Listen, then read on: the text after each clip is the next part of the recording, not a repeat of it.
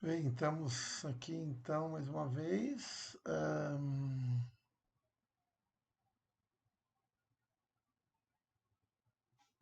Tá, então beleza.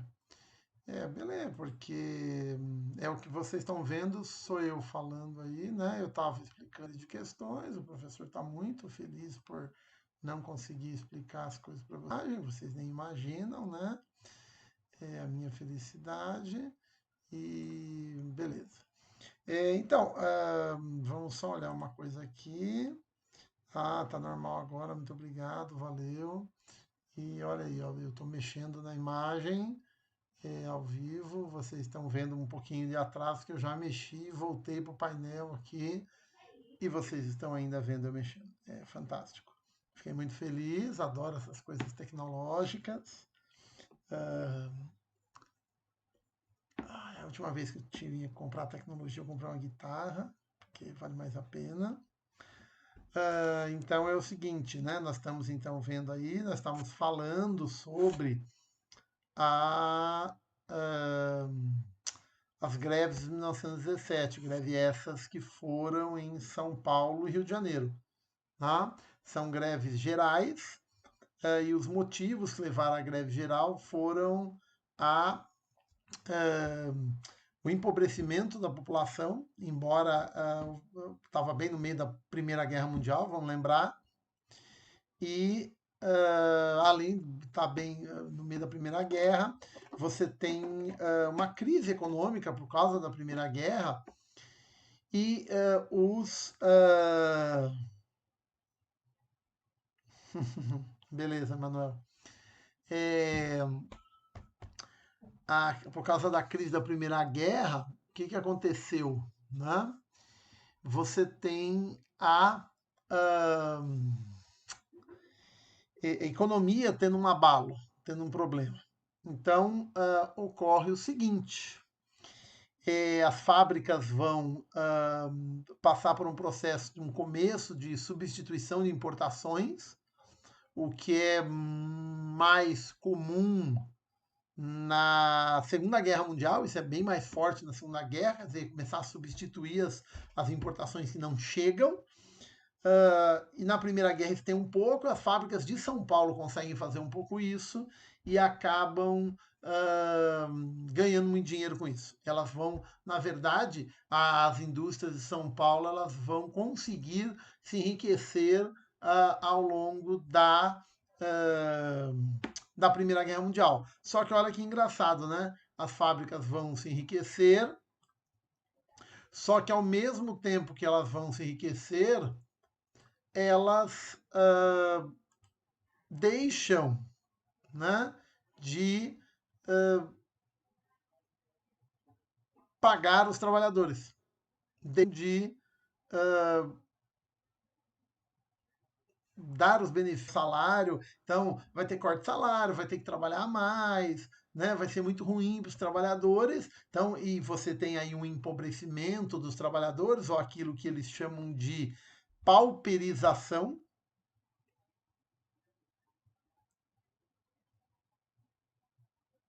né? Ao mesmo tempo, você tem além dessa pauperização, você tem os anarquistas fazendo aí uma grande propaganda da ideia de greve geral. Então eu vou colocar aqui para vocês a minha companheira Lousa, e essa companheira Lousa, na verdade, está acontecendo uma série de revoltas mais no começo do século. As greves são mais para o período de meio, né? Tem muita greve, mas as greves principais, meio para o final da República Velha. Opa, voltei. Aí.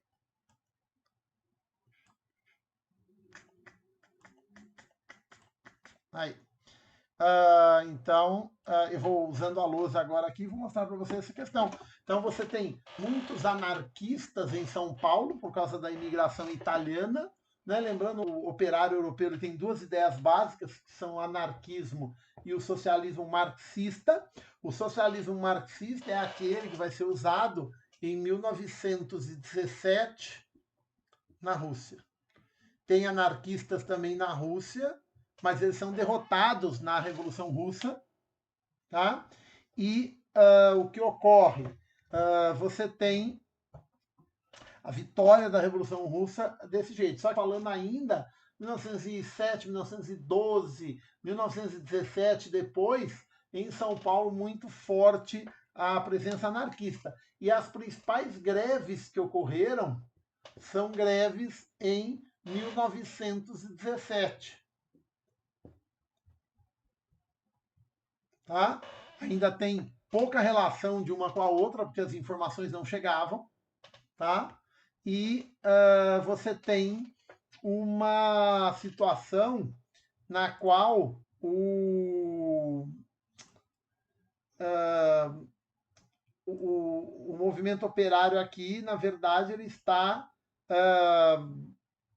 muito conectado a um outro tipo de ideia, né? Um outro tipo de ideia do que é o movimento e do que deve se fazer nesse movimento operário. Tá? Principalmente por causa dessa diferença que existe entre o anarquismo e o socialismo marxista. Tá? Basicamente aqui, né, você tem então esses anarquistas fazendo aí uma grande greve. Então, você tem uma propaganda, e essas greves são greves gerais. O que é uma greve geral? Né? Não sei se vocês se lembram, eu mostrei agora de pouco, quando a gente ainda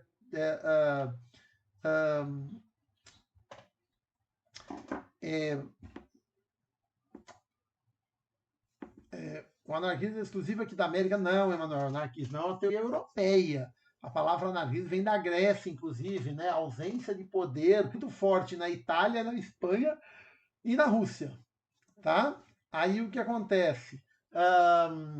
Como vem muito italiano e muito espanhol para cá, no momento em que você tem a imigração estrangeira para a cafeicultura, muita gente vem com a ideia anarquista. Inclusive o governo brasileiro, antes até da greve 17, em 1907, o governo brasileiro vai aprovar uma lei que é uma lei anti-anarquista, expulsar os anarquistas do Brasil. É a lei Adolfo Gordo. Adolfo Gordo é o nome do deputado que propôs a lei.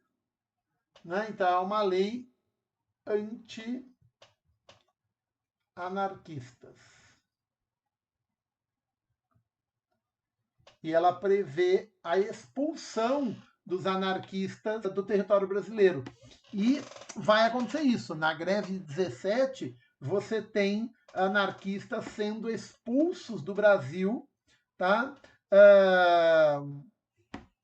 Por causa da greve 17. Foi uma greve muito bem organizada, em que os anarquistas, né, a greve vai pegar São Paulo e Rio de Janeiro, os dois principais lugares industrializados do Brasil, principalmente em São Paulo, que tem lista, né? E os anarquistas vão organizar a greve numa série de comitês. Esses comitês discutem uma série de questões, por exemplo, distribuir comida para a população e outras, certo? E o que ocorre? Esses comitês, eles acabam, então... não, a greve geral não é nacional, o Manuel, é São Paulo e Rio.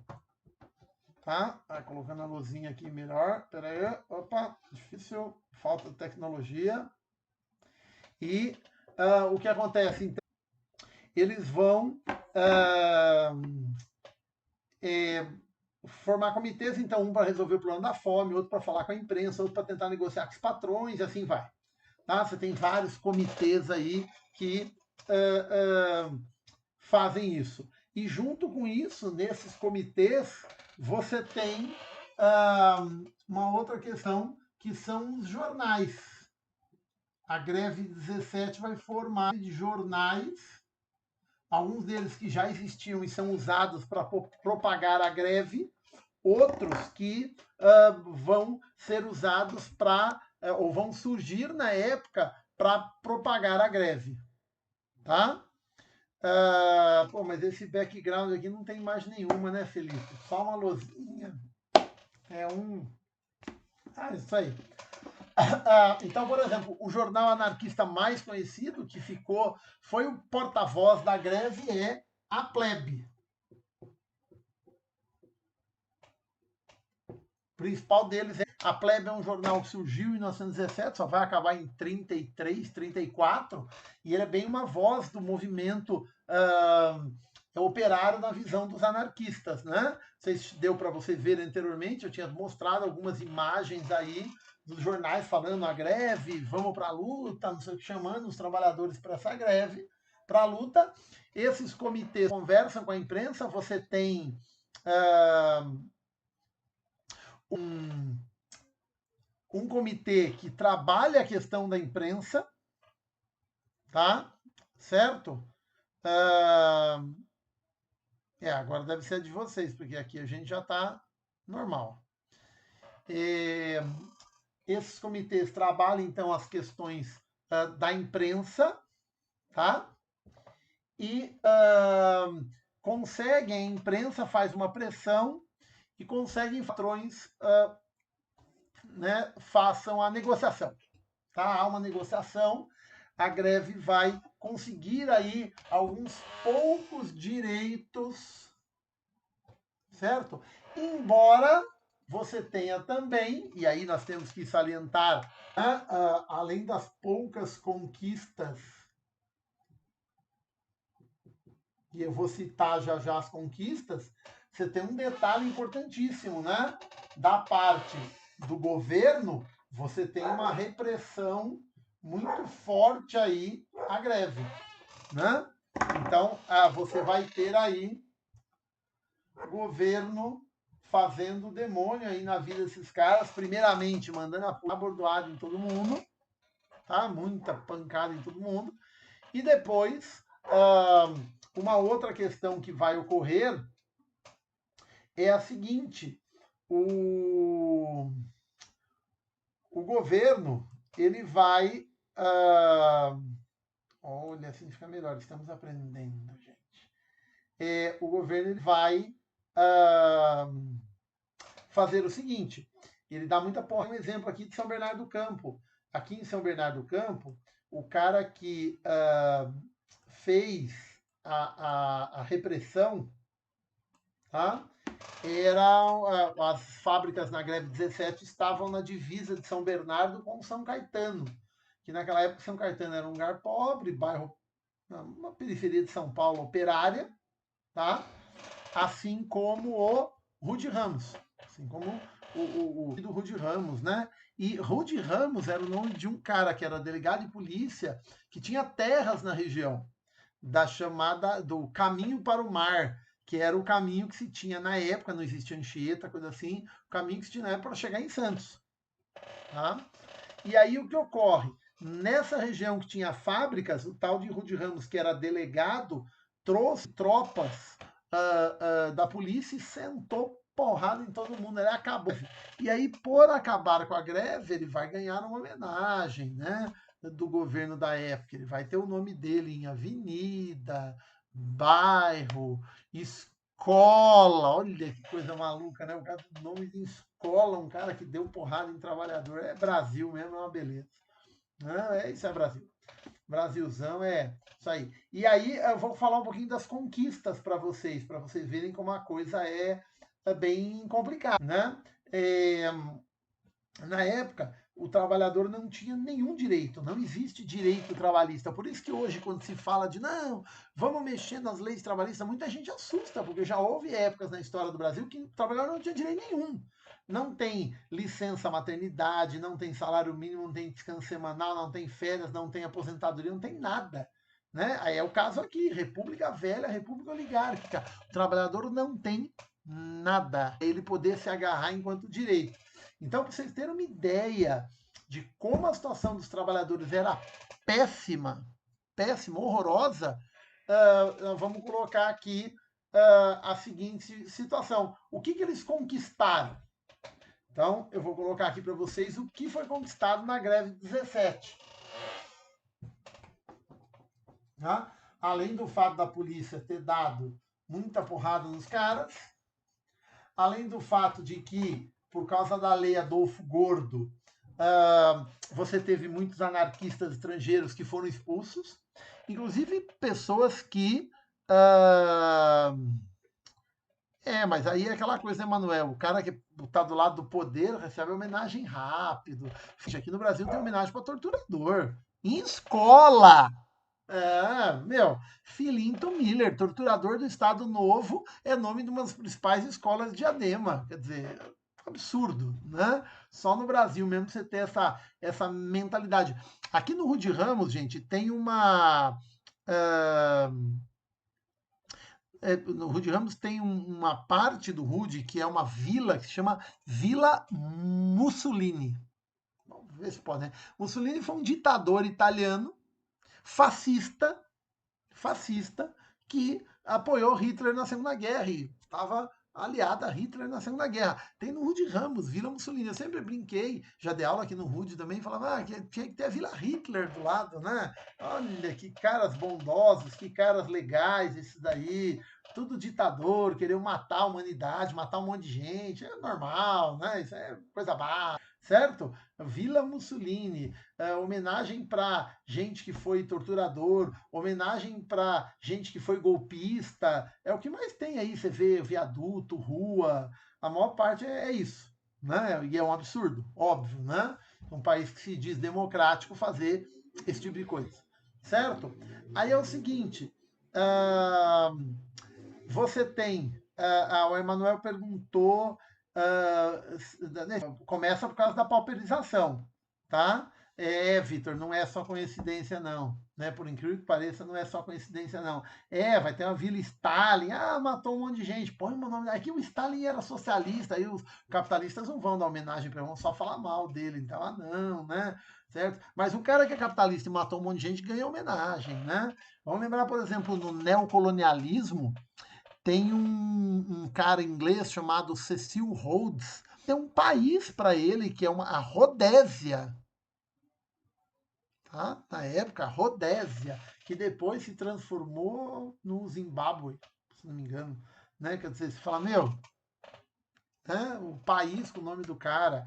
No interior do Brasil aí tem uma região aí que dá nome a gente da ditadura que fez horror na região lá, com os sertanejos, com o interiorão, é o nome do cara na cidade lá. É uma beleza. Brasilzão é joia para isso. Mas isso é fruto de um povo que não conhece a história, tá? Não conhece história. Se o povo conhecesse história, não acontecia isso. Na Argentina não existe isso, de torturadores, coisas ser homenageado, né? Certo? O que deu início, Eduarda, a greve foi o empobrecimento do povo e a propaganda anarquista de greve geral. Tá? Principalmente, óbvio, o empobrecimento da população por causa dos efeitos da crise e o fato dos industriais se aproveitarem disso para... Né? Certo? Aí, outra questão importantíssima. O direito que foi conquistado aqui. Olha que coisa maluca, hein? Os caras conquistaram... Eu vou escrever, isso aí tem que escrever porque é melhor. Então, grande conquista da greve de 17. Depois os caras tomaram muito porrada da polícia, um monte de anarquistas ter sido presos, muitos foram expulsos, até gente que era casado com brasileira, que a lei dizia, a lei Adolfo Gordo dizia que se o anarquista fosse casado com brasileiro, não poderia ser expulso, tá? Mas teve cara que era casado com brasileiro e foi expulso. O próprio Estado descumpriu a lei. Aliás, algo no Brasil que é histórico, né? Outra coisa, você teve brasileiros que foram mandados para o Iapoque. Sabe onde é o Iapoque? O Iapoque é lá no extremo norte do Brasil, onde não tinha nada na época. Tinha uma colônia penal a colônia penal da Clevelândia. E os caras foram para lá, tá? E lá trabalharam, a grande maioria morreu de febre amarela e malária. Um cara, não lembro o nome dele agora, que fez um barco, a árvore foi cavocando, cavocando, fez um barquinho para ele. Um dia jogou o barco na água e foi embora, foi parar em Belém do Pará. De Belém do Pará ele voltou para o Sudeste. O único sobrevivente da greve. O resto, todo mundo morreu lá, todo mundo que era brasileiro, que não podia ser expulso, né, pela lei Adolfo Gordo, morreu lá. Tá? Então a repressão aí aos movimentos sociais é violentíssima. Tá? E aí vem uma frase importante que eu vou colocar aqui, né, para a gente poder entender, junto com a questão do direito aí, para a gente entender aquilo que é a República Velha em termos de movimentos sociais. Vamos primeiro colocar a questão do direito aqui. Questão do direito. Então, o que foi conquistado na greve?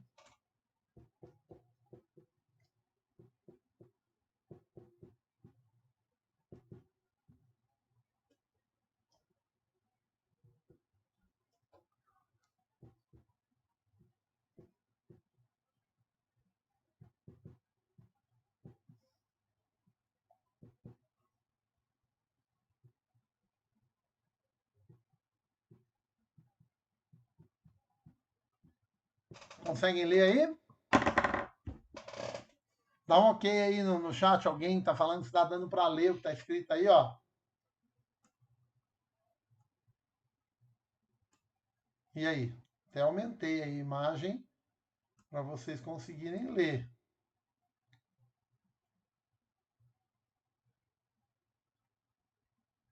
Beleza, né? Só que a frase está incompleta. É uma brincadeira com vocês, a frase está incompleta. Vou colocar a frase inteira aqui para vocês agora, vocês verem como a situação era terrível. A proibição do trabalho infantil nas fábricas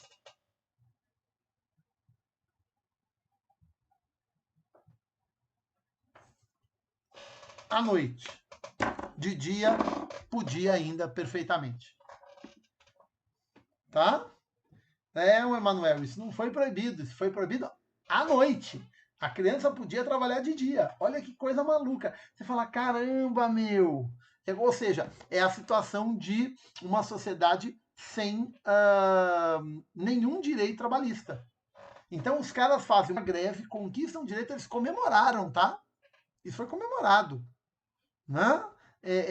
Quer dizer, Vitor, né? Fala que absurdo, como assim grande conquista? Né? Então, essa situação. A situação é tão caótica para os operários, mas tão ruim, que a situação mostra isso daí. Quer dizer, proibir o trabalho infantil à noite, os caras comemoraram. E aí vem um detalhe, hein? Os patrões não cumpriram, os trabalhadores fizeram mais greves em 1919. Fizeram outras greves em 1919 para fazer os patrões cumprirem isso daqui. Porque, olha, é um negócio desse tamanhozinho que nem assim os caras queriam cumprir. Tá? Mas por quê? Aí vem um outro aspecto aí que eu separei a lousa aqui. Vou usar o outro pedaço da lousa pendurado, pedestal de microfone, para falar o seguinte. A visão, tá? Com certeza, Eduarda, né?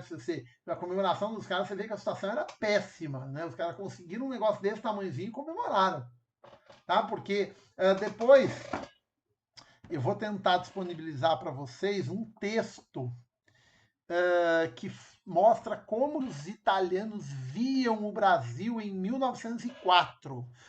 Um greve 17, 19, mas 1904 é um ano que a Itália para de mandar gente para o Brasil. A imigração italiana para o Brasil, a imigração de massa no Brasil, e principalmente de italianos, é de 1871 até, tá, 1871 até 1904.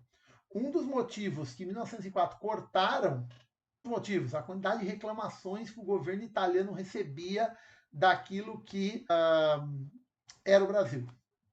tá? Muita reclamação. Depois eu vou colocar para vocês verem o que é a quantidade de reclamação que eles falam. Eles não acreditam como o país é ruim para o trabalhador.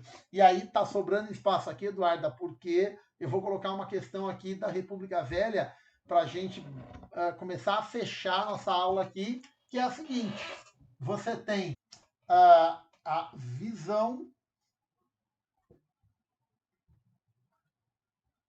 da elite, tá? Certo? Qual é a visão que a elite tem sobre o Brasil? Qual é a visão que a elite tem sobre esses pobres que estão fazendo Canudos, revolta da vacina, revolta da chibata, a guerra do contestado, greves operárias e um monte de outras coisas? Qual é a visão que se tem? Tá? A visão é a seguinte, e aí vem um detalhe importante. Não tem direito trabalhista nenhum, Emanuel. Nada, absolutamente nada. Tá? Na verdade, você tem poucas conquistas. Os direitos trabalhistas, eles vão ser pedidos pelos trabalhadores. Então, respondendo a Eduardo, antes de falar da visão das elites, importante para a gente entender essa visão das elites e aquilo que vai ocorrer com ela. Os trabalhadores fizeram muitas greves em 1907, 1912, 1917, 1919, 1924.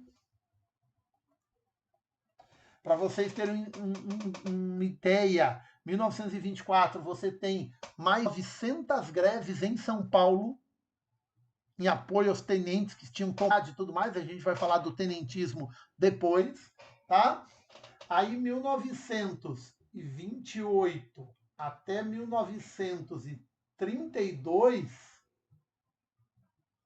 você tem de novo um monte de greves. Fim da República Oligárquica, começo da Era Vargas. E aí vem a pergunta da Eduarda, né? Foi só essa conquista ou essa é uma... Basicamente foi só essa conquista. Porque, na verdade, os direitos virão aqui, ó. De 1930 para frente, dentro da Era Vargas. A gente vai discutir muito essa questão dos direitos trabalhistas na Era Vargas, porque é um projeto político de Getúlio Vargas controlar os trabalhadores. E para isso ele vai conceder alguns direitos trabalhistas. Não muitos, mas alguns, controlar os trabalhadores. Para a gente poder entender o que aconteceu na Era Vargas, nós temos que vir aqui, aí sim, falar da visão da elite neste momento aqui, tá? Qual é a visão da elite? E aí nós temos que lembrar o seguinte, nós estamos falando de quem nesse momento, tá? Sim, Heitor, estão ficando gravadas, tá? Você pode entrar depois e... Certo? Só teve um que deu problema na gravação e infelizmente nós perdemos, mas tudo bem, faz parte, os alunos fazem o primeiro ano de novo. Tô brincando. Tá? Então, se você precisar ir trabalhar, Heitor, vá lá, bom trabalho. E depois pega esse finalzinho aqui, nós vamos falar mais uma coisinha ou outra e vamos encerrar. Beleza? Obrigadão, Heitor. Aí é o seguinte, a visão da elite aqui, ó, é uma visão da elite liberal.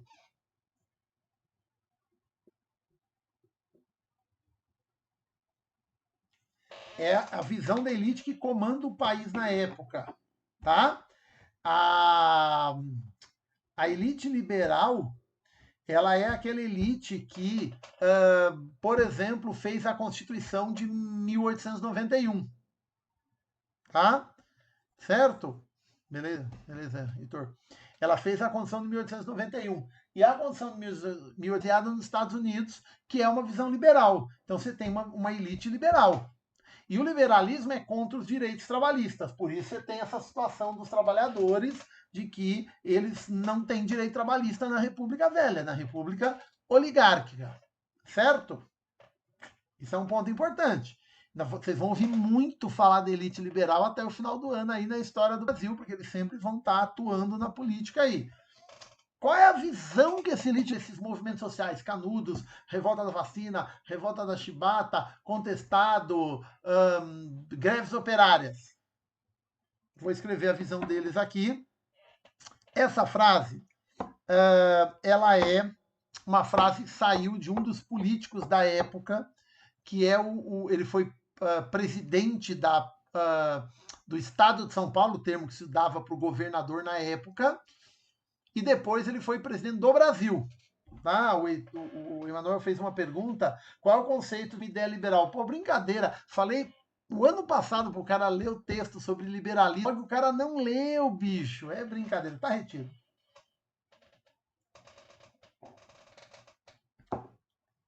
Emanuel, o liberalismo político defende as ideias de participação, representação política, democracia representativa, da forma como a gente conhece que existe hoje. O liberalismo econômico, ele é, então não lembra, brincadeira, se leu e não lembra é pior ainda. A Natasha tá mais espertinha, tá? Vou deixar ele com 0, sim. Ô, Natasha, tá louco, não pode esquecer isso, pô. Ah, é, eu também não acredito que ele brincadeira, Eduardo, né? Coisa feia, Manuel. Isso aí. Agora todo mundo Manuel. Mas presta atenção aí, ó. O liberalismo, tá? Ah, brincadeira, os caras no chat, né? O liberalismo, ele prega a ideia de que não deve haver atuação do Estado na economia. Ou seja, na economia, a economia deve ser livre. Então, a ideia básica do liberalismo é o livre mercado. O que é livre mercado? Não pode ter empresa pública, não pode ter direito trabalhista, não pode ter nenhuma ajuda do Estado para as empresas, tá? É uma visão burguesa. Vamos lembrar que essa elite aqui é uma elite burguesa, tá? E eles estão querendo colocar essa ideia em prática. O Estado não ganha e tudo mais, né? Claro que a gente vê hoje na situação que o Brasil está, né? Que muito liberal que estava antes da pandemia falando, não, o Estado tem que sair de tudo, tem que acabar com os direitos trabalhistas. Hoje, né? Um discurso assim direto falando isso e pá, pá. O que aconteceu? Veio a pandemia, a maior parte dos liberais, o Estado tem que nos ajudar, o Estado tem que nos ajudar. São os primeiros a correr para o colo do Estado, tá? Certo? O liberalismo, esse liberalismo nós conhecemos, ele é inglês e norte-americano, Heitor. Tá? Ele tem esse viés, certo? Privatizar, por exemplo, é uma ideia liberal, né? Certo? Mas a economia não depende do Estado. Nós até discutimos isso numa outra coisa. As grandes empresas não dependem, mas elas usam o Estado porque é mais conveniente. O Estado é um grande cofre gigantesco, né? E é óbvio que o Estado não vai ajudar o Felipe, nenhum pobre, mas nós vamos falar disso. Vamos fazer o seguinte: a gente marca uma próxima aula, eu vou mostrar para vocês um episódio que aconteceu em 1905, na República Velha, que a gente vai discutir o papel do Estado na economia. O negócio se chama Convênio de Taubaté. Anota aí, o Convênio de Taubaté, nós vamos discutir. Se alguém já quiser olhar na internet e ler o que foi, a gente fala, mas a gente vai falar com mais propriedade daí. Essa parte, a gente não termina essa aula e fica aqui, o tempo vai passando, dá meia-noite, a gente está aqui ainda, tá? Eu vou colocar uma frase aqui, que é uma frase de um político da época, o Washington Luiz, foi presidente da República, e ele, como presidente da República, falou isso daqui, e é claramente a visão da elite liberal, tá?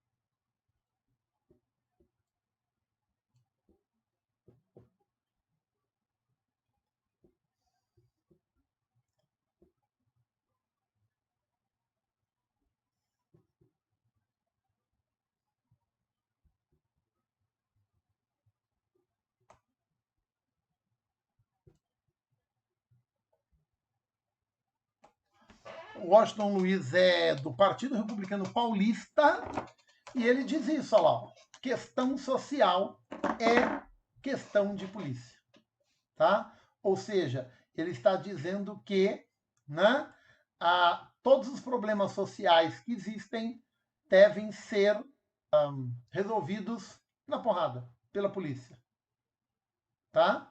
Certo? Tá? Manuel já está viajando. Então, questão social é questão de polícia. Portanto, não tem que dar direito trabalhista. O trabalhador reclamou, porrada nele. O estudante reclamou, porrada nele. Ah, tem um grupo de pessoas querendo impedir lá tal coisa, porque aquela terra é deles, como contestar a empresa norte-americana explorando madeira na região mais do que deveria pelo contrato, aí o governo vai lá e porrada na população. Então, o Riad, muito engraçado, né, Renato? Engraçadinho pra caramba. Aí, o que acontece? Você tem, então, essa visão da elite liberal. Por isso que nas greves, porrada, por isso que a lei Adolfo Gordo, por isso que essa visão aqui, ó, né, titico de direito. Só que aí vai ter uma coisa, tá? Demais, Eduarda. Vai ter uma coisa, tá? E aí, para a gente fechar a questão aqui, quando entrar era Vargas, Getúlio Vargas vai se preocupar com essa questão do direito trabalhista, mas não porque ele era bonzinho e queria ajudar os trabalhadores, não. Ele quer manipular os trabalhadores, ele quer fazer toda uma política de controle dos trabalhadores, porque todo mundo tem muito medo. Do que vocês acham que eles têm medo? Pensa, 1930. Escreve no chat aí. O que vocês acham que ele tem medo? Getúlio, as elites, todo mundo tem muito medo de uma coisa. E aí? Ninguém sabe? Por que Getúlio quer controlar os trabalhadores? Getúlio, as elites, tem medo do quê?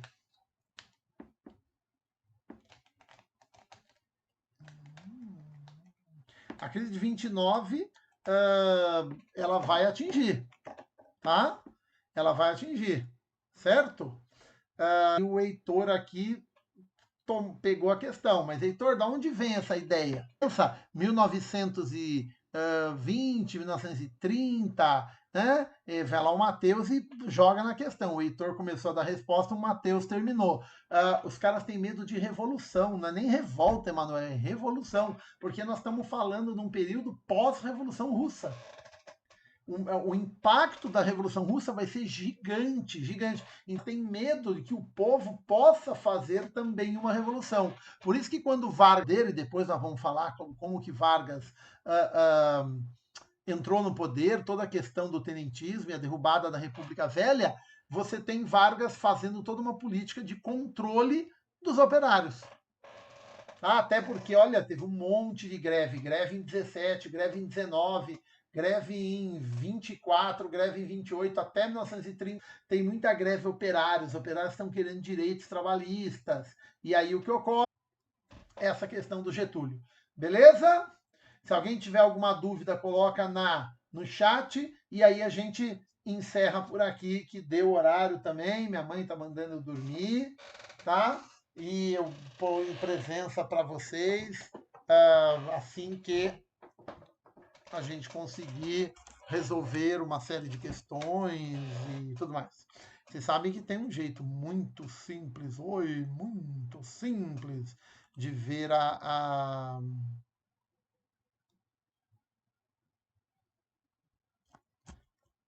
certo? A gente faz um seguinte, ó. A gente põe. Não vou demorar não, Eduardo. Fica tranquila. É que a gente sempre tenta fazer, mas às vezes dá problema, né? Certo? Eu vou agora colocar aqui.